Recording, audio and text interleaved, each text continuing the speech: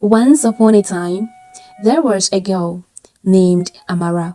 She lived with her parents in the city.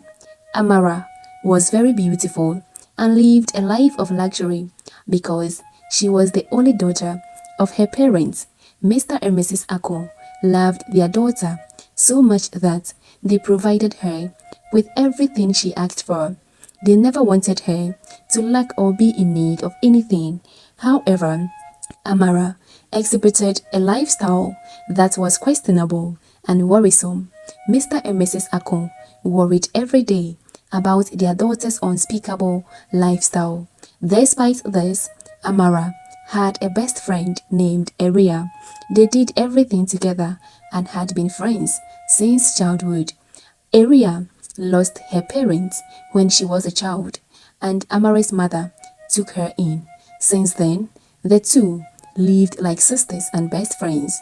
People always complained that because Eria was an orphan, Amara had her way in her life and poisoned her with her bad character.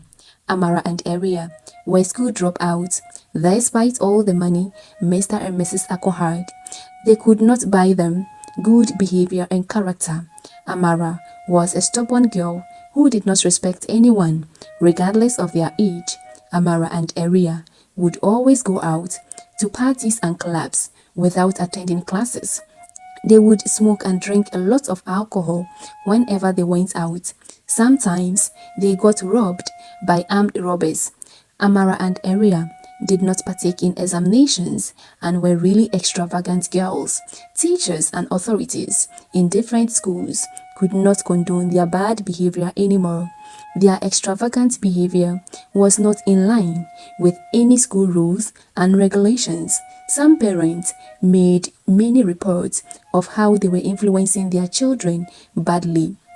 Amara and Eria did horrible things together. Sometimes they even fought with their teachers.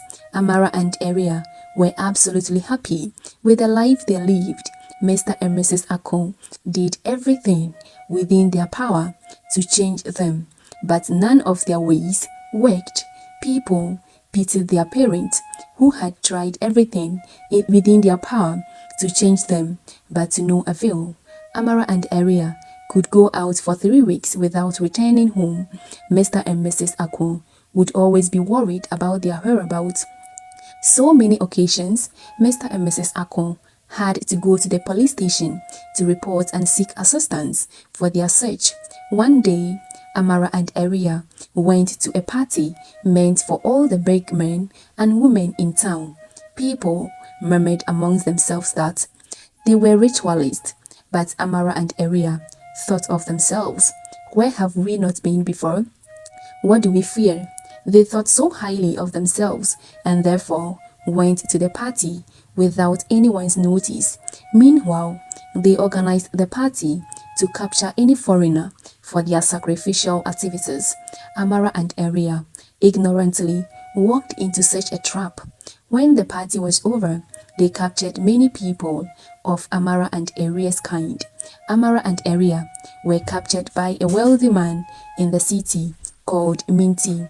He sent them to his house and kept them in his altar room for the sacrifice to happen in the next 3 days. Amara and Eria entered the room and saw blood on the floor and many strange objects. They were scared, but Minty informed them they were going to die, just like everyone who enters such a room. He told them no one enters his altar room and goes out. Amara and Eria started crying and begging, but Minty told them nothing could save them. He closed the door and left. Amara and Eria cried every tear they ever had. They cried till tears were no longer flowing from their eyes. They cried, shouted and pleaded for help, but no one heard. The very next day, after the party, Mr. and Mrs. Ako heard people saying they saw Amara and Eria attending the party the previous night. With shock and fear, Mr. and Mrs. Ako knew exactly what the party was meant for.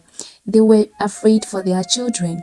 Mr. and Mrs. Ako, without hesitation, went into their room and started praying. They stood on their feet and prayed fervently to their God. Amara and Eria were still inside the strange room, crying out all their tears. The night before the sacrifice, something miraculously happened. Minty entered the room and took the sword he would use for the sacrifice. His godfather was meant to cleanse it before the sacrifice, an honored ritual for their purification. Minty, after taking the sword, forgot to lock the door. He removed the key from the door and kept it in his pocket, thinking he had closed the door.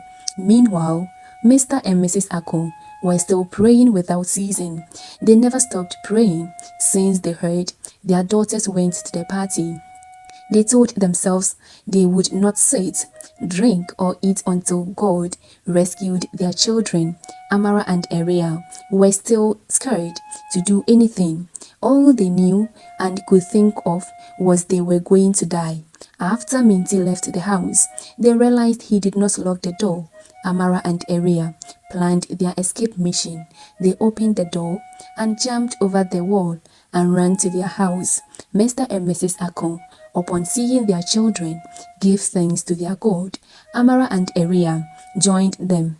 Mr. and Mrs. Akon were surprised that they were calling God's name because Amara and Eria did not practice any religion. They had never prayed before.